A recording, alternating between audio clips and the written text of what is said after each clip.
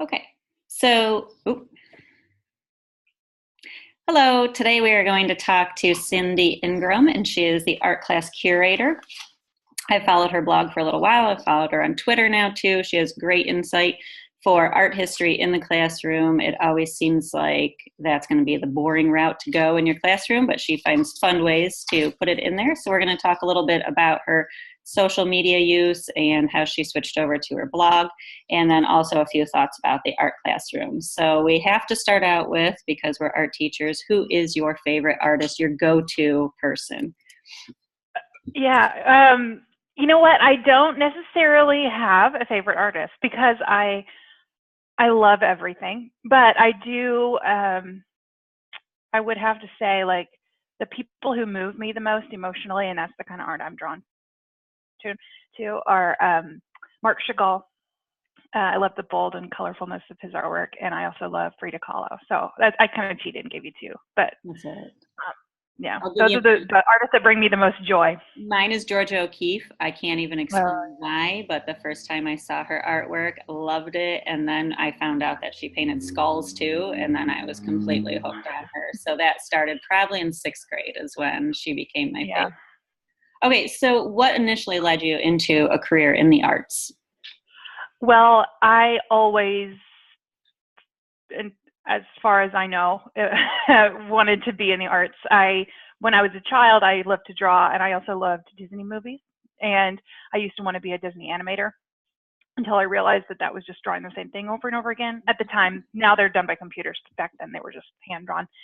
And then I discovered art history when I was in high school. A Europe teacher, my English teacher, took a Europe trip every year, and I sacked groceries to pay for that. And then I discovered art history and kind of never looked back from there. So It's always been part of me. Yeah. Great. When did you start your blog, and then what led you to switching that? Because you were in the classroom for how long first, and then? Well, see, I used to teach in art museums. I have a master's in art education with a focus in museums, and I had gotten laid off. So I taught elementary for a few years. I taught college for 4 years, and then worked in a museum. And then I was teaching online and doing live online lessons in a kind of a online classroom, kind of like this. And every time I would Google for my whole career art history lessons or what's a good artwork for an example artwork to teach this concept, I couldn't find that.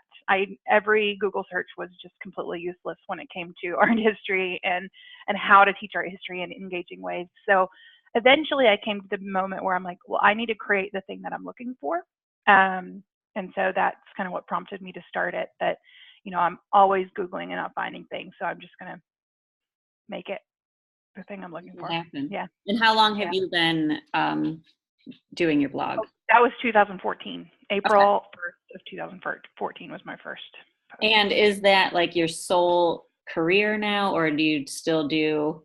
Yeah, it is. Are you employed with someone, or you just do your blog now? I'm employed with myself. Yeah, I do the blog only. When I started, I was working full time teaching online, and then I was in the classroom teaching middle school. And then I have been full time on the website just since August, so almost a year. Awesome. Doing that. Yeah. All right. What all social media platforms do you use? Facebook and Pinterest, Instagram, Twitter, but everything on Twitter is automated. I don't actually go onto Twitter, but those are the ones that you'll see me post to regularly. Facebook is the number one, probably. Okay, so you prefer Facebook. In our course that we're doing, we do a lot of stuff through Twitter, which I have not really used it a lot. I mean, I've scrolled through, but that's the one that we're kind of getting the most familiar with. I know there's a lot of art teachers on Twitter, like the Art Ed chat and stuff like that. But I get overwhelmed by it, and so I just don't use it. It's just right. I like the organization of Facebook better. Yeah. But I feel like also with my middle schoolers, like they say Facebook is for old people. So if I want to speak with them, and I like Instagram the best to communicate with my students. And Yeah. do you feel now that you are more connected now that you have your blog and you are solely concentrating on that? Or do you feel that you were more connected with educators when you were still as a teacher role at a, at a facility? Oh, definitely through my website, I'm more connected because I have my email list that I email every week, and I do workshops online, and I also do them in person. And I have a big network on Facebook and Facebook groups, especially.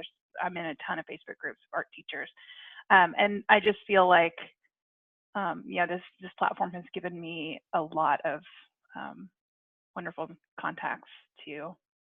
And I'm assuming you're international. Yes. Okay. Hmm.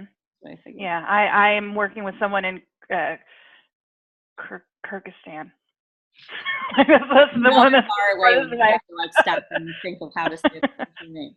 Yeah, I'm like, I don't even know how to say it. I'm going to pull out a map right now. No. Mhm. So now getting back to the art classroom, what do you feel is the biggest hurdles right now for the visual arts classrooms? Um, I I feel like it's so different depending on where you're at. So, um, just like in my district that I live in and that my kids go to, like we don't even have certified art teachers in the elementary level. So I think it really, and then in California, I know that, a lot of art programs are being cut or they don't fund them at all. And then they have to be funded by the PTA. And so it's all splotchy. And I feel like just getting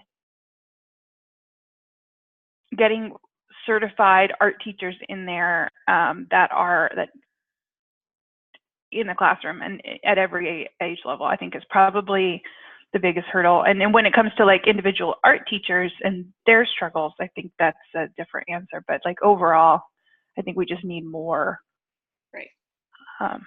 more.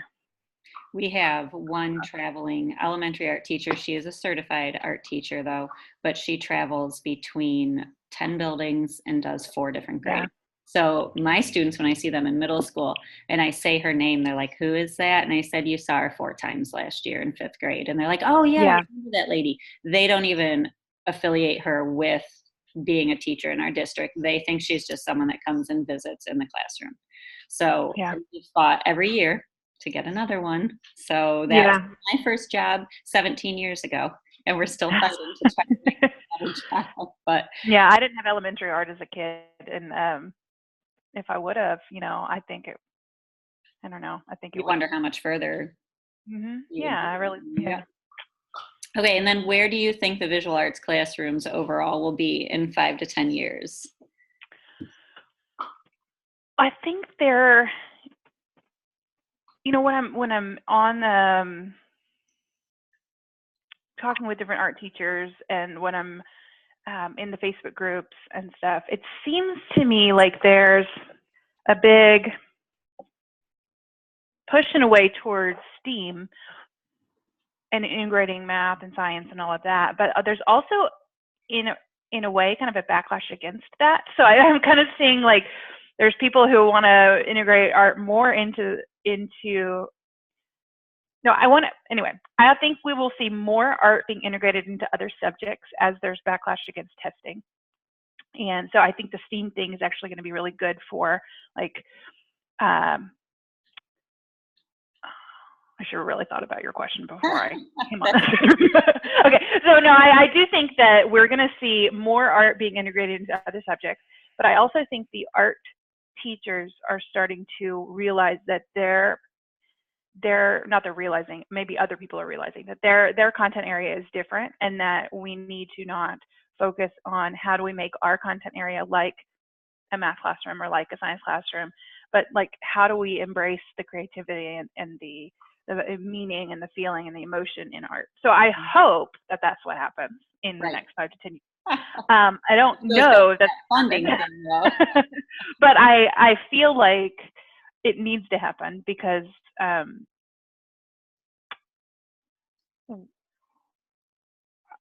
there's just the focus on testing and the and everything, like and the focus on math and science. Like I hope that art teachers can stay advocating for their programs and keep the value of like art for art's sake in there. My hope is that I get every day from every other subject matter. I wish I could do what you do every day. And I get it. They think that our class is fun and exciting every single day. But the fact that they even acknowledge that we do teach differently and we get different results in our classroom and we don't have to stress about the test as much. I hope that that does kind of go into their classrooms a little bit and they do see that hands-on is the way to go and building and creating is the way to go and that technology is there to help us, but the kids don't need to be on a computer because that's my biggest thing that I'm getting my master's in education and technology. But I struggle with the fact that they can't build anymore with their hands. So I really, I hope that I see myself in other people's classrooms more and outside of my classroom so that we can kind of integrate all of it together. And like you said, the stress on testing just goes away. Yeah. Infusing the art in everything, I think is just, I mean, it's what life is about. When you think about we're creating adults and eventually they will be adults, like they need the lessons that we teach in art. They need the permission to fail. They need the creative thinking. They need, someone told me the other day, I was doing a podcast interview and he was talking about the tolerance for ambiguity. Like all of these things, like those are things we need in our futures. We don't need to know how to answer a test question. We don't need, we need to know extended response.